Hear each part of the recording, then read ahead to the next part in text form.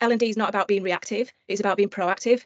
So it's leading the change. He taught me that it can lead the change in the company if you're armed with the right information, and you can seek things as problems, you can find opportunities. And he also taught me how to get the attention of the decision makers as well, which of course is what we need. So after he left back to Korea, I took over his role of head of L&D for the Middle East and Africa. And I continued training my learning managers with that same kind of training that we're looking at as a kind of a little bit high level, but getting into some detail today. It was great in some respects. I got to travel. I even went to Saudi. I spent a lot of time in Korea and Brazil, sort of creating this train the trainer organization. And then finally, my last main role was global head of L&D for a luxury brand. So let's begin. As a passionate HR learning and development member, you're probably, not always, but you're likely already to be able to see what changes need to occur on an intuitive level. Or you just might be thinking that maybe there's another way, but you might be thinking also there's a limit to how I can make this happen. There's lots of different approval systems and it's getting to the right people and knowing what you need to do. But what I can say is you can create growth in your workplace. You can do it whatever level you're at. That's one of the takeaways that I had from working with my previous manager, as I mentioned. So it's to build strategic L&D skills that support growth within your workplace using proven methodologies with a change management approach. Moreover, sharing how you can lead the whole company or organization armed with the right data and the story that you tell. So this is what I'm going to be going through and what we will cover. So you've seen this already in the email, but we're looking at the 70-20-10 and how you actually can implement that. Following this, we'll explore how those learning interventions can be measured and how to report that data to top management. Not only to sort of improve efficiency, but also, as I said, to lead and drive change. How will we learn this? So it's going to be an interactive session. We'll get into that in a minute. Obviously, there's a bit of talking while I do the introduction. However, as I do plan to cover quite a bit, and thank you for answering my questions so I know where everyone is, there might be some times that I put your questions in a parking lot. So what I mean by that is put your questions in the chat box anyway, interrupt me anyway, because what I can do with that is it might be that it's relevant, or it might be something I'm covering later. And if not, I can get back to you individually. Okay, so feel free to do that, or you can come off mute to do that. So everyone's at different levels, as I've seen from your emails and the conversation we just had this morning. So there's also going to be peer learning. So there'll be 2 breakout sessions as well. Very short ones, relatively short, but it's also an opportunity to network. So thank you for showing me who you are today. You don't have to have your camera on. It's helpful if you do. What I would say is, if you're not comfortable with your camera on, have a think about it when you're in breakout. But again, there's no pressure. Okay, then let's get right into it. Now, I'm going to start with a question, and I'd like you to use the chat box for this. There's no right or wrongs, but it's just something that I want to address. I think it comes up a lot. I think there's still a lack of understanding around this, but what do you feel is the difference between training and learning and development? And just pop your answers in there for me. Let's see what comes up. Training equals attended structured training. L&D is a variety of interventions to develop individuals in line with the business strategy. Love it. Yeah, I think that's really great. It's building a learning organisation at the end of the day, isn't it?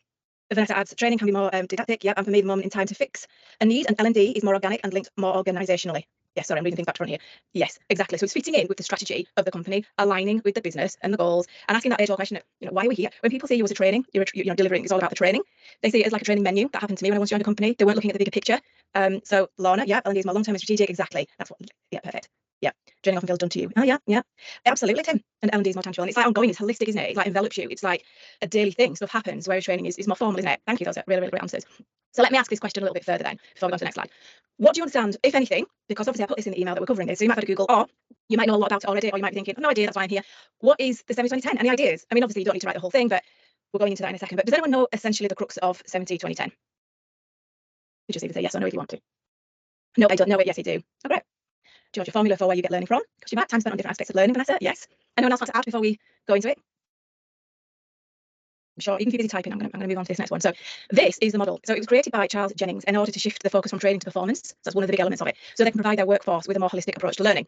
So what this means is most of our learning comes from experience. I think we agree with this, don't we? You think back to when you've had your biggest learning moments. It's usually been through a challenge and sometimes pain as well when you've gone through something really difficult. And that's why kind of learning interventions need to be set at the right level, don't they? That's just out of the comfort zone, but not into the stress zone. But usually that's when we have it. So it's about experience, experimenting, it's about reflection.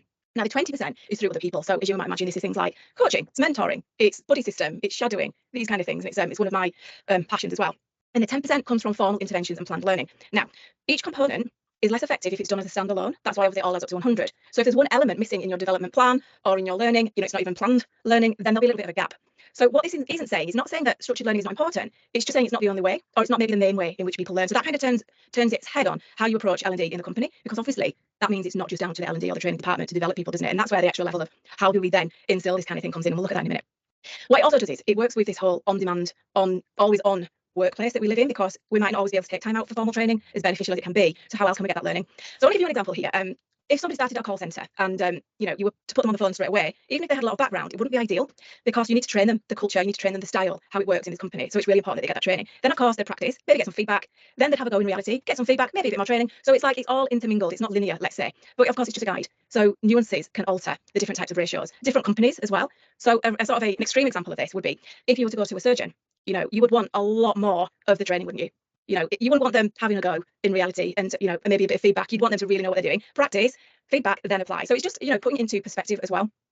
So this one here is a little video that I know it's not showing right now, but it will do. A little video of I think it's really effective by Charles Jennings himself. It's about 4 minutes, but it's really helpful in sort of putting this whole concept together, probably better than I can. So I'm just going to go to this now. A lot of organisations are looking to break out of the straitjacket of formal, structured learning, which is both inflexible and costly. And many organisations have adopted a model called 70-20-10. And it's basically based on surveys and research that shows that around about 70% of what people learn to do their jobs well, they learn through experience and practice of doing their jobs. They learn about 20% through other people, through conversations, through having networks, through knowing the right people to ask the right question at the right time. And about 10% of learning in the workplace occurs formally. We've known for 126 years that the human brain doesn't retain a lot in terms of memory. Ebbinghaus did research back in 1885, what is now known as the Ebbinghaus forgetting curve, that shows that any one of us will forget about half of what we've been told within an hour of being told it, unless we have the opportunity to put that into practice within that hour. And so therefore taking people out of the workplace, putting them through a formal structured class, we might even test them and assume that they know what to do because they passed the test, but put them back into the workplace and find that actually things don't change. The reason that 70-20-10 has been taken up by so many organisations is that it overcomes two major problems with traditional training approaches. The first problem is cost. The second problem is timeliness, and organisations now expect the development of their people to run at the speed of business, and 70-20-10 helps organisations do just that.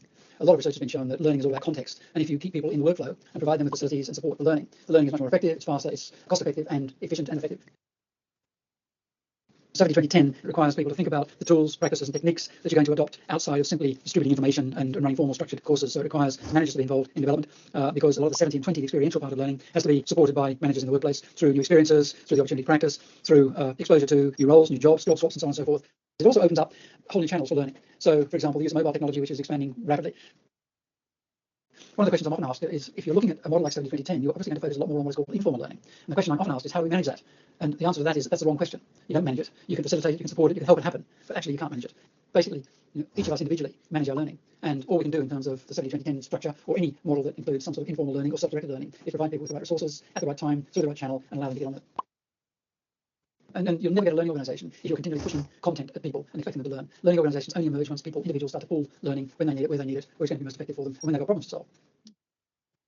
Essentially, it's a mix of something that's larger than the sum of its parts, if that makes sense, driven by the learner. I think that's like the new reframe, really. Sometimes I feel like there's a lot of pressure on the L&D to make things happen, like the question of how do we manage it? Well, we can't manage it. Now, I kind of challenge that a little bit in terms of, we might not be able to manage or, let's say, control it, but can we encourage it?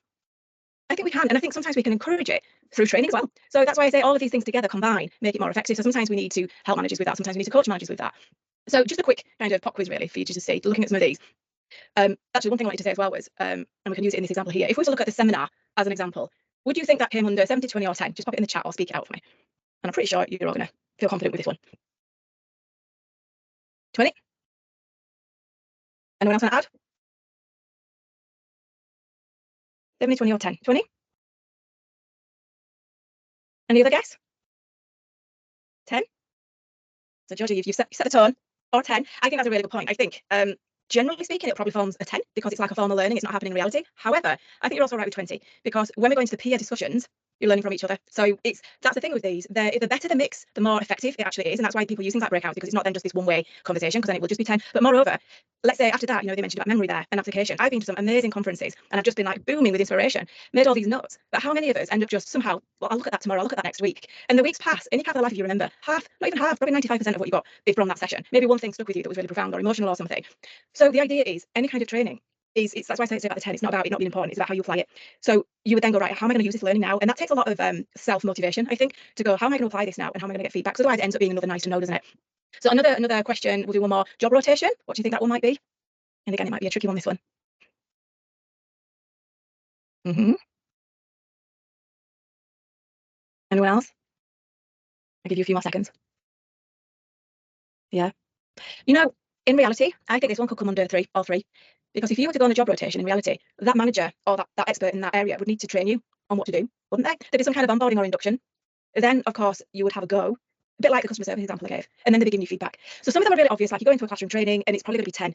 But I think one of the things that we tried to implement in the last workplace that I was in was that every single thing that we offered became within itself 70, 20, 10, like I was saying about this particular workshop now. So we implemented that in that way. So let's say at a glance, actually, if we put them into categories, just a glance, it's just, it's not set in stone. Like we've just said, some of them can merge over into other stuff. But essentially, it's anything that is learning outside of the real environment is the 10% outside of the real environment. So if it's more theory or if, it's kind of like a bit more one way in a way. And then, like I said, we used to develop programs that encapsulated all of it, right from the shop floor up to leadership. But in summary, training itself is much more effective if there's an opportunity to apply it and get feedback on it, preferably ongoing. So some of the questions, and I'm going to post these in the chat for you, just to consider. I'm posting them in the chat so that you can take them away with you and look at them at another time. But something to think about is these four. Boom, there, send. What is the main method of learning in your organisation? It might not be as obvious as it looks, actually.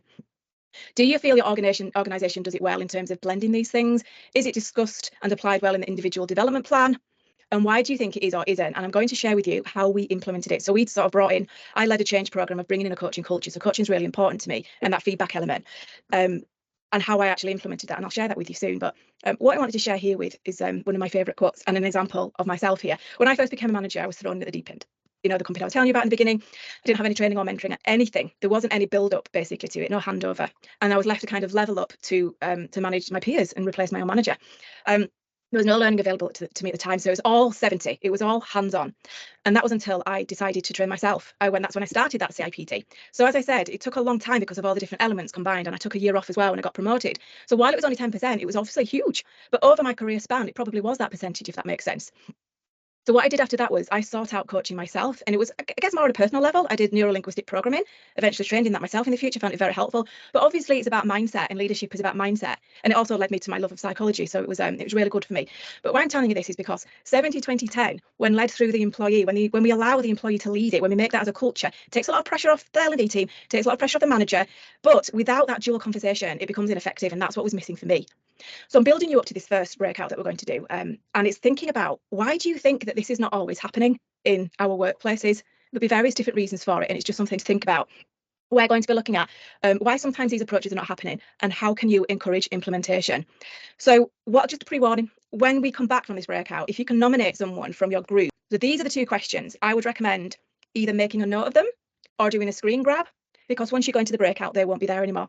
Sense, and it's hard, isn't it? It's hard to change that mindset around and that culture and expectation as well. But yeah, it's helpful for everybody if we do it like that. Because ultimately we are responsible for our own learning. It's very complex. You know, we could talk about this. We could talk about it all day, couldn't we? Thank you so much. And the other group.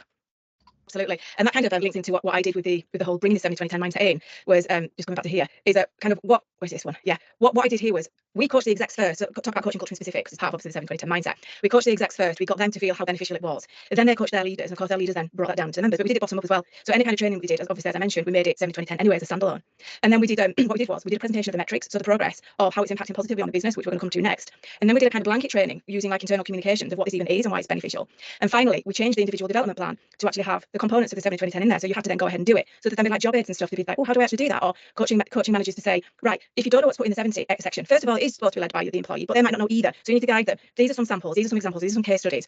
And then it was like everyday language that you would use. And of course, with full support from the CEO. So what am I talking about here? What am I trying to get? What's that key word? Or one word hyphen another one. What is that word that I'm talking about? Do you know? Buy-in. Buy-in is so important. And without it, it feels so difficult. And that's what we're coming on to next. So it's how can we get managers to apply?